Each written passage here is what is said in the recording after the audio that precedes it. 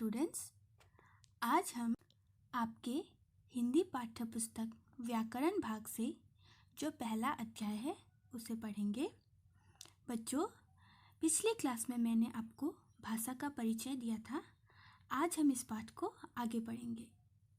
भाषा यानी कि लैंग्वेज।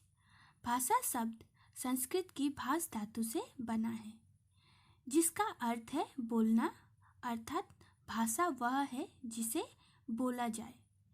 भाषा का संबंध व्यक्ति के विचारों में है।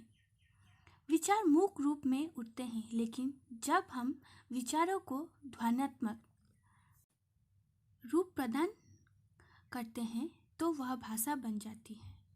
भाषा का प्रयोग अधिकतर बोलकर किया जाता है। जैसे नीचे के उदाहरण देखिए। नंदिता, भाषण प्रतियोगिता के लिए तुमने कौन सा विषय चुना है? मेरे सपनों का भारत। यहाँ शिक्षिका और नंदिता के बीच बातचीत हो रही है। दूसरा उदाहरण देखिए। मेरे साथ खेलने चलोगे? नहीं, घर पर मामा जी आए हैं। यहाँ पर दो मित्र अपने विचारों को आदान प्रदान कर रहे हैं। भाषा विचारों का आदान प्रदान, दूसरे की बातों, भावनाओं, विचारों आदि को समझने, अपने विचारों को दूसरों तक संप्रेषित यानी कि डिलीवर करने का कार्य करती है। अतः हम यह कह सकते हैं कि भाषा भावों और विचारों के आदान प्रदान का माध्यम है। भाषा के रूप। बच्चों, जैसे कि आपको पता है, भाषा के दो रूप हैं। पहला है मौखिक भाषा और दूसरा है लिखित भाषा। मनुष्य अपने विचारों को बोलकर या लिखकर प्रकट करता है और उसे दूसरे सुनकर या पढ़कर समझते हैं।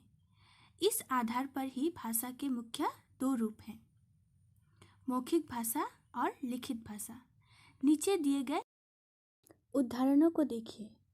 एक में मौखिक भाषा है और दूसरे में लिखित भाषा।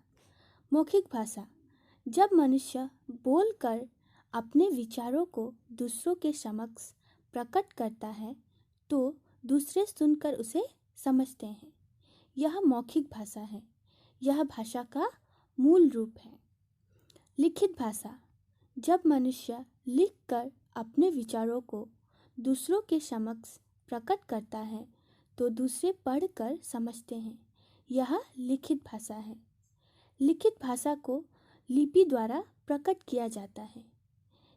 सभी भाषाओं की अपनी अपनी लिपि होती है। हिंदी भाषा की लिपि देवनागरी है, यानी कि इसे देवनागरी लिपि में लिखा जाता है। इसके अतिरिक्त विशेष परिस्थितियों में अपने विचारों को प्रकट करने के लिए मनुष्य कुछ संकेतों का भी प्रयोग करता है। उन्हें सांकेतिक भाषा कहते हैं, यानी कि साइन लैंग्वेज। जैसे हाथ दिखाकर किसी को रुकने का इशारा करने के लिए अंगूठे और अंगुली को मिलाकर घेरा बनाकर दिखाना आदि। व्याकरण में सांकेतिक भाषा का अध्ययन नहीं किया जाता है। बच्चों, विश्व में अनेक भाषाएं हैं। भारत में भी अनेक भाषाएं बोली जाती हैं।